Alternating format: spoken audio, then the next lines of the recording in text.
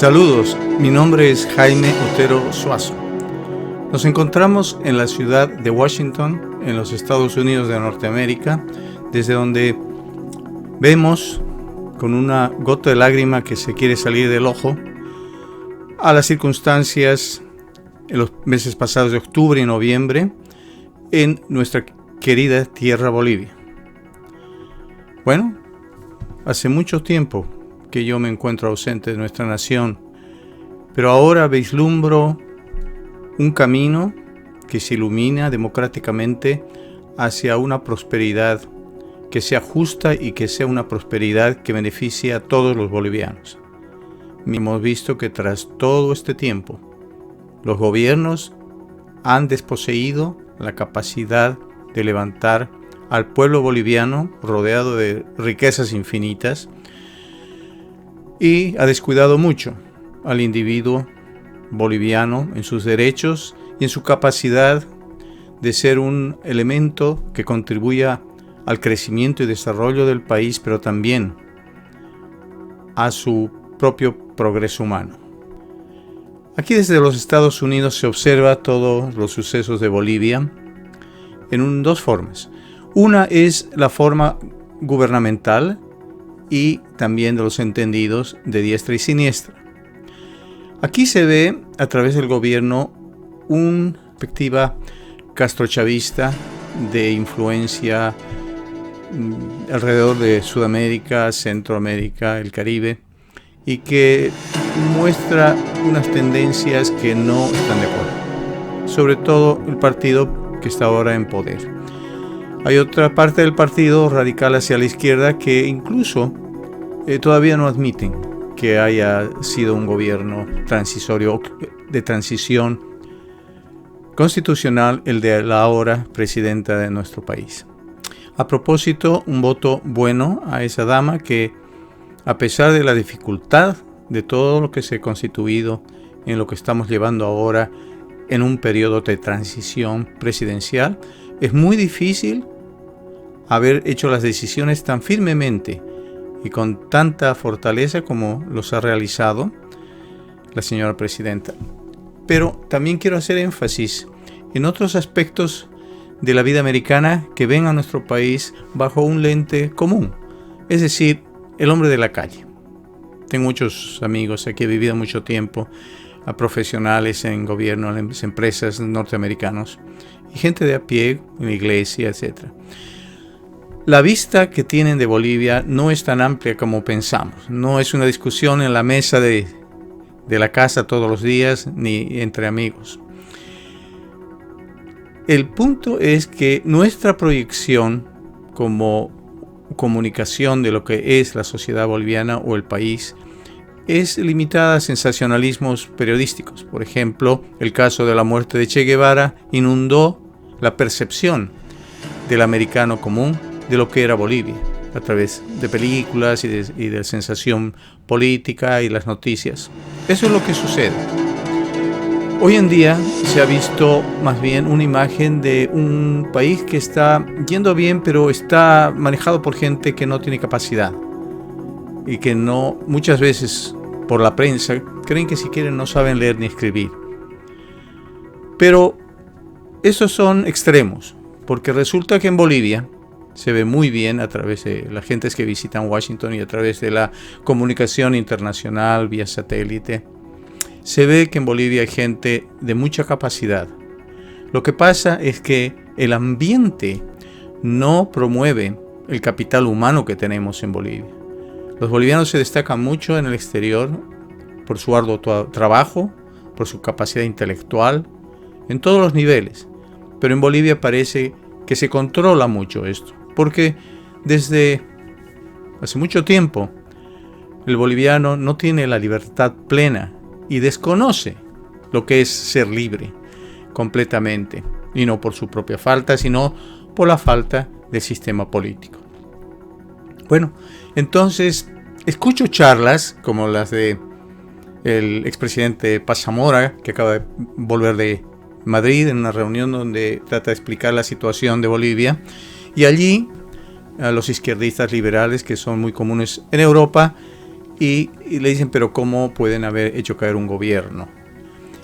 Es difícil ese combate, pero tiene que combatirse dentro de los temas básicos y cómo se asume la responsabilidad de hacerse cargo de un gobierno que responde al antojo del pueblo.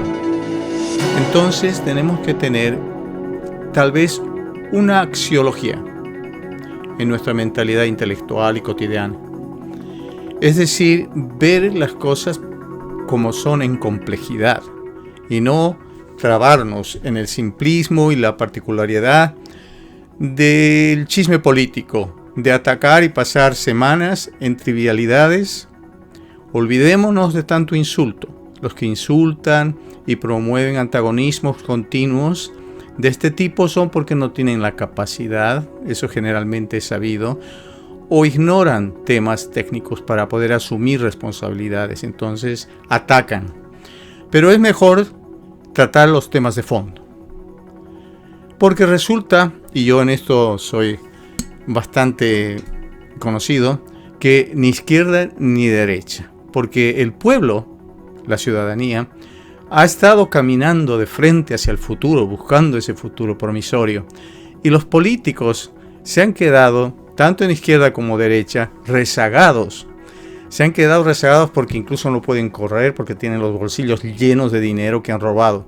Entonces el pueblo reacciona de vez en cuando, y no es la primera vez en la historia de Bolivia que sucede esto. Han habido movimientos, como la Gran Revolución de 1952, del MNR, donde se ha llevado adelante una reacción del pueblo que siempre ha estado oprimido para mostrar que saben lo que son sus derechos, saben a lo que aspiran y quieren hacerles sentir a los políticos eso de vez en cuando, o lo que llamaban la oligarquía. Ahora quisiera también hablarles de los temas de fondo, porque esa es la cartera que tienen que tener los políticos. La agenda que queremos escuchar los ciudadanos y la gente en todo el mundo, incluso aquellos que estamos fuera, es la de los temas que todos sabemos tienen que tratarse. No esta chismería política, no este divisionismo, esta muestra de diferencias. Todos somos diferentes, la política nunca es unificada y el país es un país de miles de culturas y miles de ambiciones personales.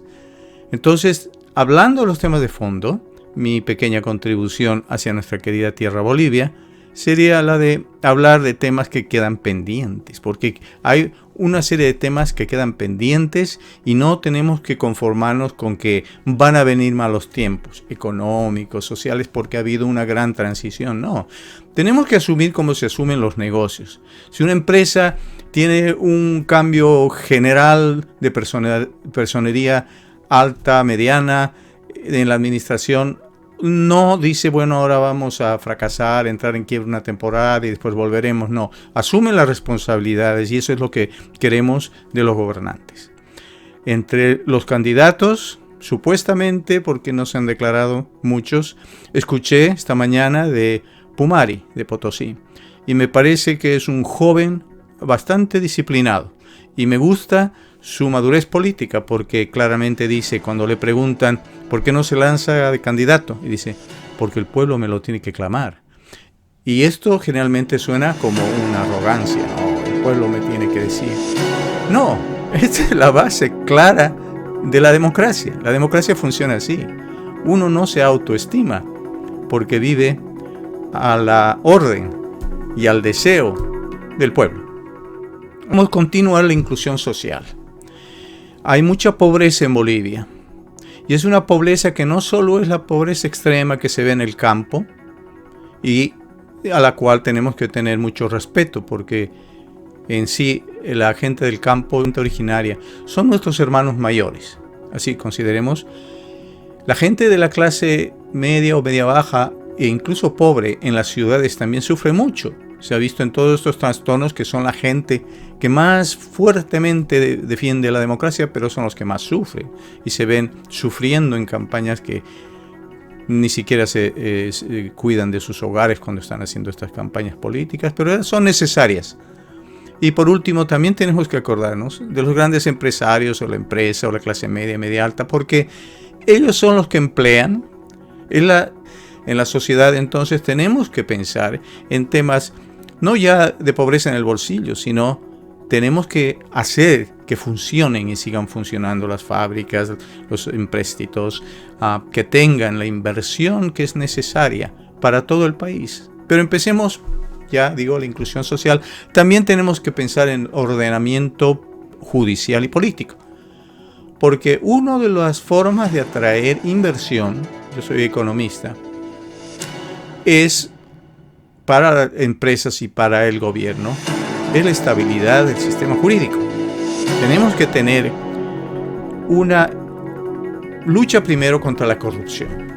La corrupción tiene que ser limpia en el panorama boliviano. La justicia no tiene que ser revanchista, pero sí tiene que ser muy dura con cualquier crimen y sobre todo crimen de corrupción gubernamental, a las escalas del gobierno y a las escalas de contraturías entre el gobierno y las empresas privadas, a través de empresas públicas nacionales que han crecido, pero tenemos que controlar todo ese aspecto. La data no existe para analizar en una forma de sintaxis dónde están los números que muestren cómo han andado las cosas. Esto tiene que realizarse en cada gobierno, incluso el gobierno transisorio. ¿Cómo encuentran las cosas? Así, señores, y todo tiene que ser transparente, sobre todo para la prensa. Y luego, al salir, aunque sea un mes, decir, aquí está cómo estoy dejando el gobierno, en todo respecto. Hay un crecimiento muy grande en finanzas, en áreas de mucho dinero. Hay mucho dinero en Bolivia. Hay también sectores que son ilícitos en la sociedad. Todo esto considerado, tenemos que informarnos claramente de qué es lo que está pasando en el término jurídico y político. Político en el sentido de que el ordenamiento de los partidos políticos, de los candidatos, de las elecciones, también tiene que ser libre de corrupción, como hemos visto. Y por último, me vuelvo a referir, como buen economista, a la inversión estratégica, que en primaria es la educación y la salud. Un pueblo sano y educado es un pueblo que puede avanzar y además puede hacer que las libertades individuales, desproveído el país de corrupción y de ilegalidad, hacen que el individuo tenga la innovación y el derecho camiri, como es la palabra aymara del entrepreneur, del hombre de negocios, de poder salir adelante, emplear gente y mejorar. Sí, una sociedad de gente que se haga rica, pero que todo el país en conjunto suba para llegar a ese nivel de mejoramiento. Todos nos hacemos mejores, siempre habrán algunos más ricos, otros más pobres, pero en general viviremos mucho mejor que cualquier rico de hace 100 años. Ese es lo que se quiere, ¿no? Así que estas son algunas observaciones, espero les guste y ya les mandaré puntos sobre otros temas que son más concretos. Un saludo y hasta la vista.